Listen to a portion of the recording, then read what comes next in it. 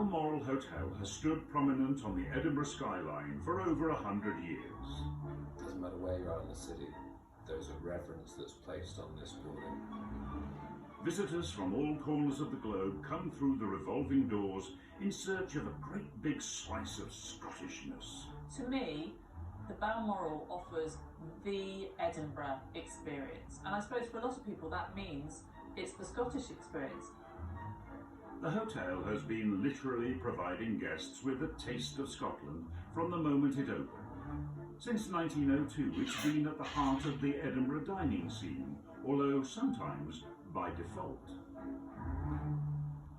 In the 1960s, there was only one licensed restaurant in Edinburgh, and it closed on Sundays. It was very, very difficult to get anywhere to eat on a Sunday unless you went to a hotel, in fact impossible. So in those days, if a family were going out for dinner, or you were taking someone out for dinner that you wanted to impress, you took them to a hotel, and the option was usually the North British or the Balmoral.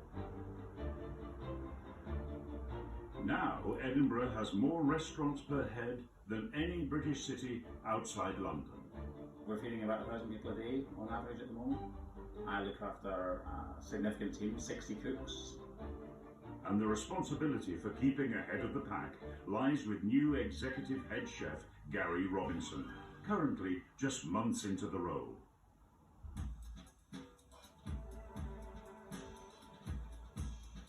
The hotel is one of only 10 establishments in Scotland to hold a coveted Michelin star. Its #1 restaurant has boasted one for the past 16 years in a row, and Gary and his team want to keep it. Every meal that we serve, every piece of food that we put together, all the eyes are on us. There's a limited amount of Michelin stars in Scotland. Nothing goes onto that menu without weeks and weeks of trials and tests. We're testing and tasting all the time. Of course, Michelin-starred perfection comes at a price.